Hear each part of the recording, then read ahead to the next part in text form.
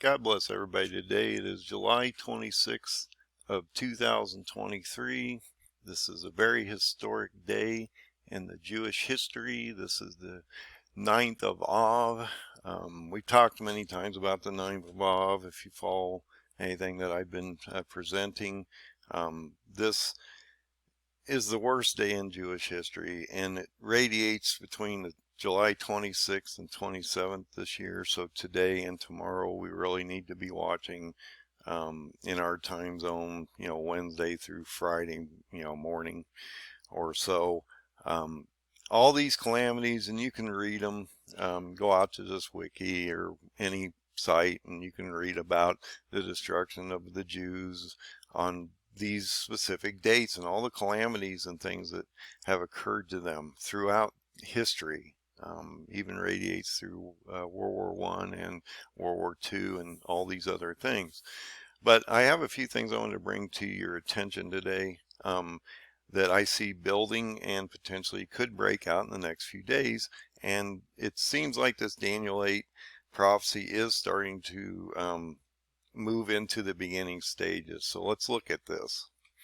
So I've been talking about this invasion about Turkey. Okay, this is going to happen. I keep warning you about Daniel 8. No one's talking about this stuff. Erdogan's been extremely busy out here. He just went to Saudi Arabia, inked a drone deal with them for $6 billion because he doesn't want Saudi Arabia to be a problem for him, okay? He wants to work with them. They have a lot of oil, so he wants to work with these people to push his agenda forward, and that is to invade, go against the Kurds, end up going into Egypt, skirting around Saudi Arabia and Jordan and these places, going over to Erbil, like I said, and he's going to end up in Iran. He's going to take Iran out, so Egypt and Iran would fall, and then he'd end up in Israel. I've been talking about this for a while now. He's getting ready to break out. You're in the 9th of Av. It's the worst possible potential, highest probability of something happening to the Jews, and now he's inking deals and making connections for his ability to move through the Middle East unabated. So let's see how that turns out. Now realize I've talked about how when Erdogan allowed Sweden in, even though they're being totally reckless at this point, and I believe that this is going to cause problems between Sweden and Turkey through the Koran burnings and all the demonstrations and protests and all this stuff that are happening in not only Sweden but in his own country and in all the other countries of the Muslims because of the Koran burning and all these different things that are happening. So in this case, like I said, when he allowed NATO or Sweden into NATO, then he threw Assad and Russia under the bus. And it's telling you right now that Assad, which is the president of Syria, is talking to the Russian president, special envoy, which is discussing the Syrian refugee problem, and the two sides discuss the Turkish stubbornness regarding withdrawal from the Syrian territories. They're not going to withdraw. Are you kidding? Erdogan's going to invade here soon. He wants the Kurds.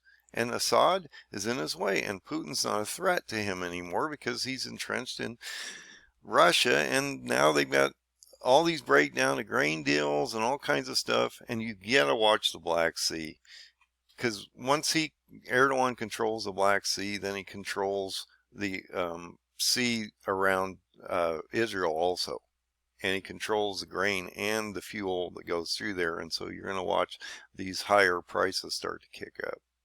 So now Erdogan's going to the Palestinians. He meets with Abbas, okay? Turkey's concerned, I love this one. Turkey is concerned over the Israeli settler attacks, okay?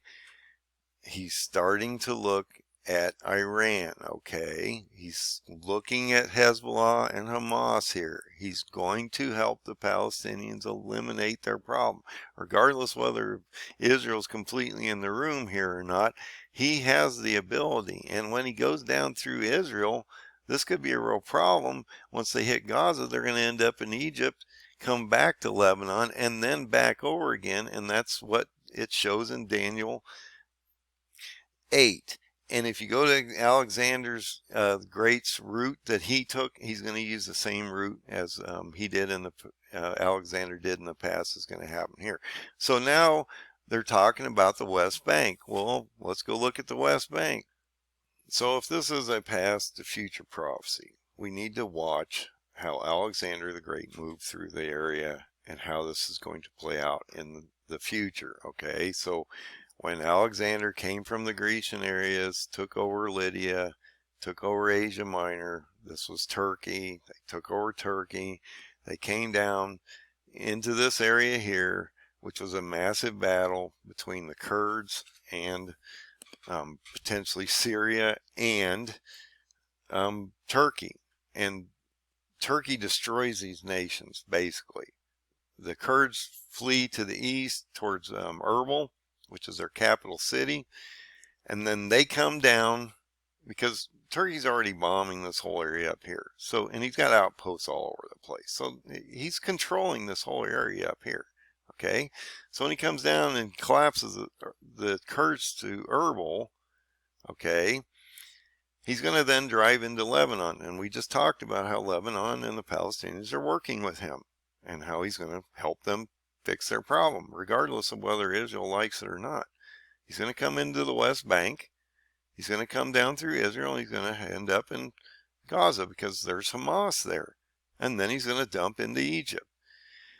If this follows a past to future present, or past to future prophecy, we will watch this play out just like Alexander the Great did in the past, and he will play out exactly the same movements as we move forward.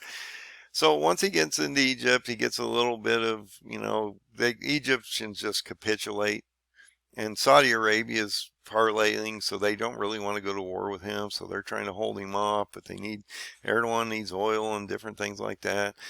Once he gets down here, he hears there's another issue up here with the Kurds, okay? So he drives all the way back up into Lebanon, around Tyre, just below Beirut, and then he drives all the way over to Erbil. So this whole section here is going to basically be covered by Turkey. And this is all going to collapse down to Erbil. Erbil is going to be another massive battle. So you're going to see a pretty large battle here. You're going to see a large battle here. That will collapse down to here. All these Kurdish refugees will be moving over the border. So you'll be watching that happen. Once they get to Baghdad, they're going to then collapse the shush, and that's when the prophecy says that when the Kurds align with Iran, we would watch Turkey come over and crush them from the west, okay? And that's, everybody says, well, across the whole world. No, they don't know the whole world in Daniel's day. They know what they know, and that's the Middle East and some of these African nations and above them maybe a little bit, but Russia's not involved in any of this, and so we need to watch these movements. So it's amazing how Erdogan is all concerned, and he's the humanitarian in the room, and this is just, he's all concerned about everything, okay? He's talking about all of mosque attacks are a red line, okay? Well, that's at the Temple Mount, so we need to look at that. And I've talked about this many times. He does not want anything to happen to the Temple Mount because it is the most holy place on the planet. And Erdogan is very ideologically driven. He's so ideologically driven, it's stupid. And it's going to be his undoing before this is done because God has ordained him for a specific job here. This is on the Temple Mount, okay? So now Erdogan is concerned about the Temple Mount. I've been talking about that. He's not going to let Iran nuke this place, okay? Which they have basically the capacity to do right now. So he's concerned about this, and he's concerned about Israel and Jerusalem in the sense that this place exists here, and he can't let it be harmed. So he vows to defend the status quo of East Jerusalem during the meeting with the Palestinian counterpart Abbas. Wow. Does this look like prophecies happening to you? I'm telling you, if you're not looking at Daniel 8, you don't know what you're talking about out here. They're all going to Ezekiel 38 and 39 right now. It is not going to play out yet. He has to take Iran first. He has to absorb this. You go to Ezekiel 38 and 39, and you're going to see something really interesting. The chief prince of Meshech and Tubal, nothing about Rosh. Go grab an older Bible. There is no Rosh in them. It's a mistranslation from chief prince or leader of Meshech and Tubal, which is Turkey, Asia Minor, okay? So get Rosh out of your head. Okay, it doesn't happen that way. It's a Christian, Muslim, Jew thing. And he's talking about protecting this and protecting the Palestinian people from who? Hamas and Hezbollah, the Iranian Persian problem that's coming.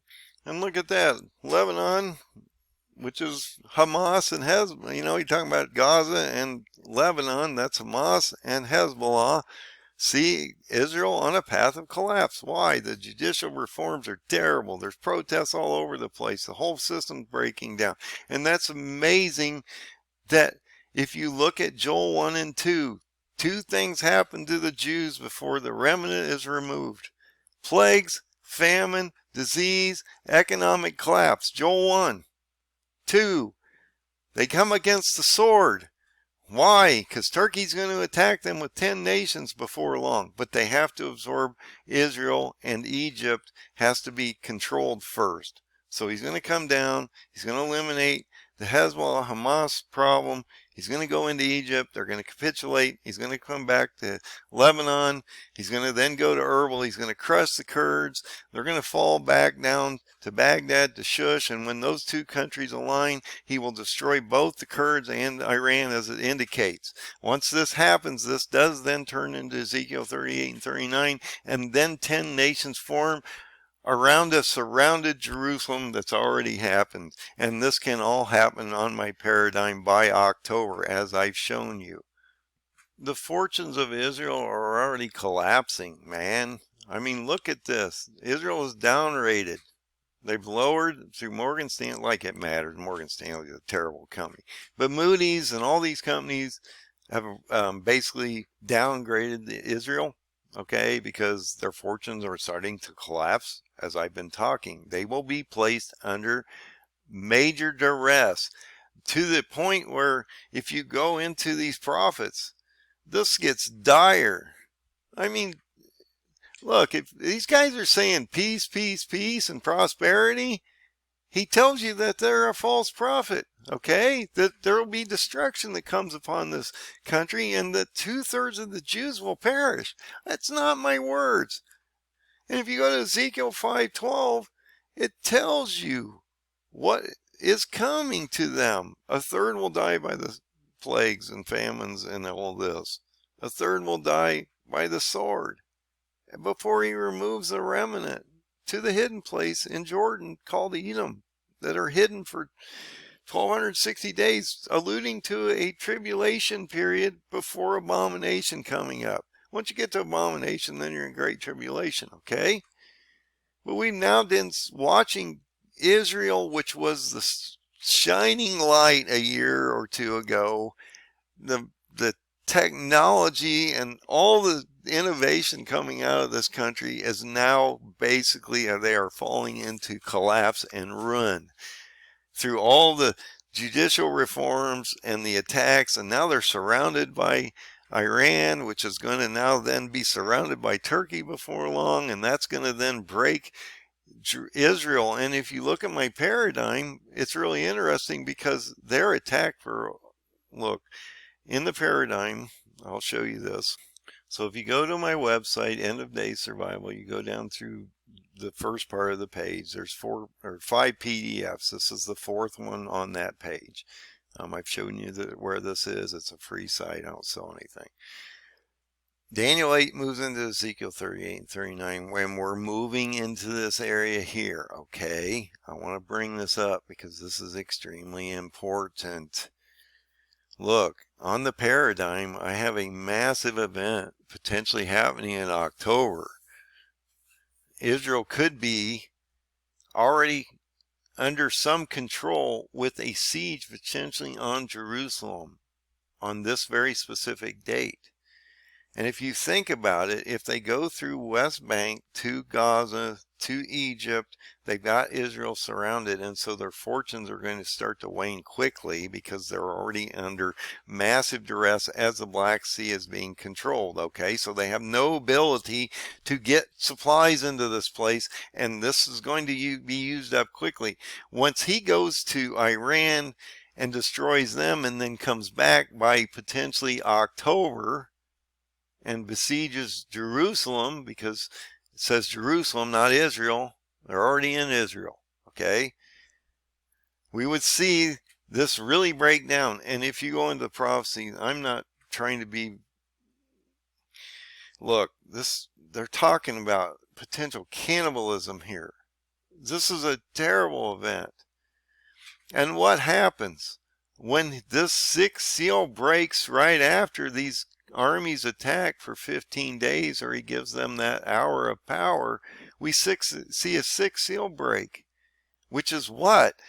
The Lord coming down with the wrath of the Lamb in 6:16, Revelation 6:16. And what does he do?